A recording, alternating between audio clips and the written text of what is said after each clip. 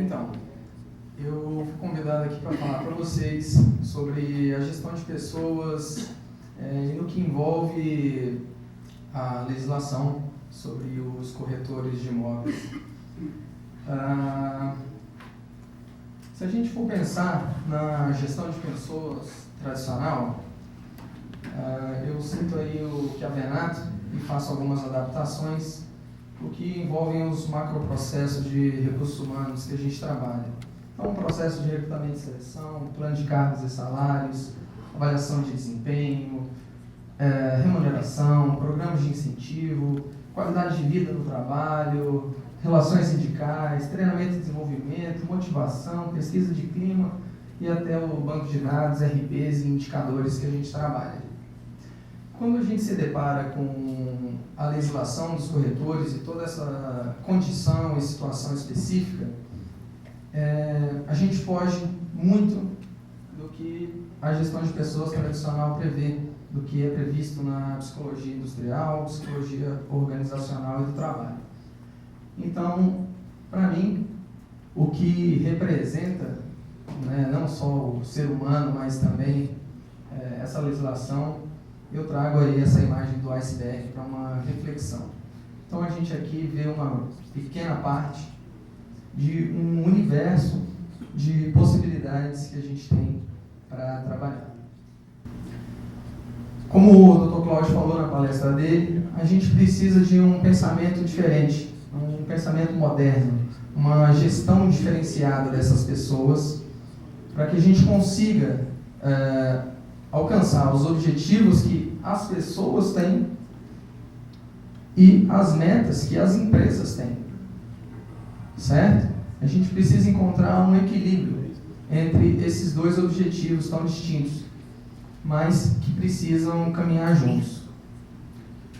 Então, o corretor ele precisa ter uma vocação empreendedora e ele precisa ter um foco e uma preocupação no atingimento de metas. E aí é onde a gente fala sobre ter perfil para essa atividade ou não. Não é qualquer pessoa que tenha o registro ou seja, esteja devidamente dentro da categoria para trabalhar a corretagem, mas ela precisa ter um perfil adequado de como trabalhar isso, o que ele precisa fazer e qual é o objetivo do trabalho dele. Ele tem uma autonomia nas mãos, e essa autonomia ela traz também uma dificuldade muito grande de comprometimento.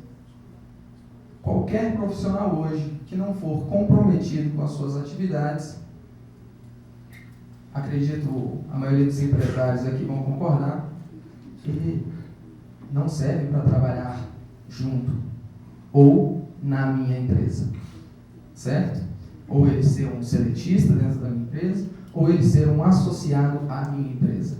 Se ele não tiver o comprometimento, eu não tenho como estabelecer essa relação. Então, tudo que a gente vai trabalhar dentro da gestão de pessoas, a gente vai estar falando sobre relacionamento interpessoal. Sobre o recrutamento e seleção de corretores, eu volto a falar do perfil, então, para frisar essa importância de a empresa saber qual é o perfil que ela busca desse corretor, para que ela alcance os objetivos dela e consiga trabalhar dentro da lei. A gente perde uma estrutura de cargos.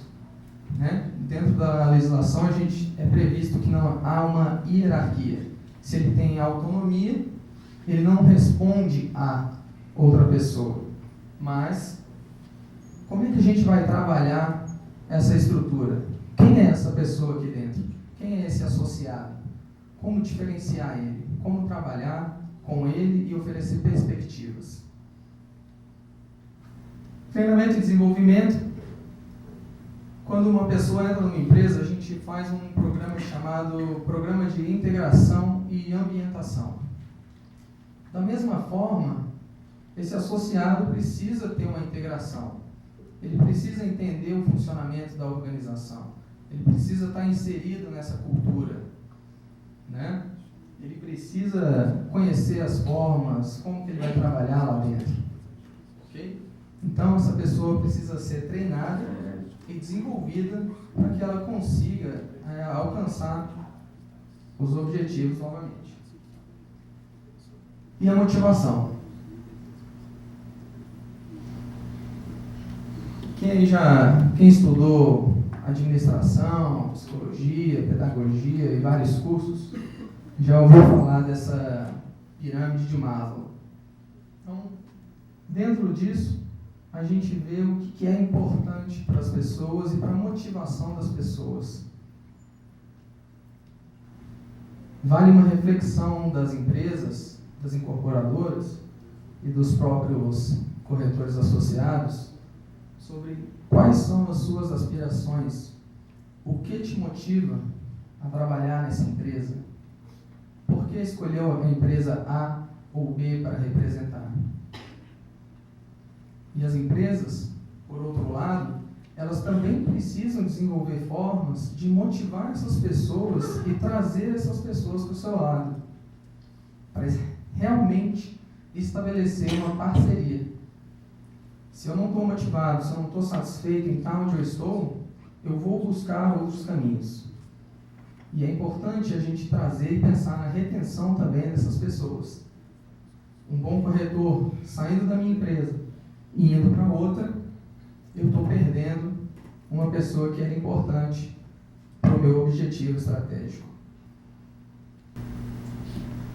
Toda empresa, ela funciona como um organismo vivo. Ela tem as suas regras, as suas normas, as pessoas lá dentro se entendem de uma forma comum e essa outra pessoa que está vindo, ela precisa se adequar a essa cultura organizacional. Toda empresa ela é formada por uma cultura e é dentro dessa cultura que vão se transmitindo a visão, a missão e os valores dessa organização. Então, o que é importante dentro disso? A comunicação. A comunicação dentro da empresa, do corpo diretivo, de toda a equipe que forma quem vai realizar essas intermediações das vendas de imóveis, para que tenha um tratamento adequado às pessoas. Esse tratamento adequado, ele precisa visar uma organização das atividades, uma organização das pessoas e uma ordem. Certo? Eu não posso ter todas as pessoas que trabalham comigo focadas em uma única atividade se eu tenho uma diversidade de atividades para terem foco. Então eu preciso me organizar. Uma empresa que não se organiza, ela não tem como funcionar adequadamente a organização. Então, quando a gente fala da autonomia e da não existência de uma hierarquia dentro da legislação dos corretores, a gente precisa buscar novas formas de criar essa organização para atingir o meu planejamento junto com essas pessoas de uma forma ordenada. Essa organização e essa ordem para atingir o meu planejamento, isso vai me gerar um retorno financeiro, e se vai gerar um retorno financeiro para mim, empresário, significa que vai gerar um retorno financeiro também para o meu colaborador, para o meu associado. Eu preciso ter formas de cobrança para essas pessoas, para esse atingimento de metas. Então, se uma pessoa não cumpre uma meta que foi estipulada e foi negociada com ela, nós entramos num acordo, eu não posso simplesmente dar uma advertência, dar uma suspensão, como a gente trabalha e faz com quem é seletista. Então, mais um desafio para como eu vou gerir essas pessoas, para que elas entendam que isso tem que ser feito dentro de uma relação ganha-ganha. Então, todo mundo precisa ganhar. Então, eu não estou contra o meu incorporador não está contra mim. Nós precisamos encontrar, realmente sermos associados, estarmos juntos. Nós vamos ganhar juntos. E se perdermos, vamos perder juntos também. Bom, A vantagem competitiva, ela deriva de inovação e serviço ao cliente. Então, é isso que precisa se buscar, a inovação na gestão. Quando eu tenho uma cultura organizada, eu vou ter um maior desempenho dos meus parceiros, dos meus colaboradores. Quando as pessoas sabem para onde elas precisam ir e elas querem ir, isso tudo flui muito melhor. Vai existir uma coesão das equipes, um alto nível de alinhamento na busca da realização dos objetivos. Todos os problemas de estratégia, eles hoje são ligados às pessoas. Eu gosto sempre de falar que as empresas muitas vezes veem as pessoas como um problema a ser resolvido. O que fazer com as pessoas? Como organizá-las? Como é que eu resolvo isso? E a gente esquece que, na verdade, a solução dos nossos problemas, eles também são as pessoas.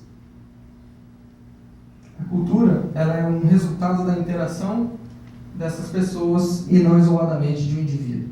Então, muitas empresas, elas começam com lá o seu patriarca ou a matriarca, que cria aquela empresa, que traz com ele aquele jeito dele de ser, e com o tempo isso se perde. E aí, a gente perde também alguns valores que essa empresa tem e enfraquece a empresa. As empresas que não trabalham e não cuidam da sua cultura organizacional são empresas que podem estar enfraquecendo e perdendo muito em relação a isso.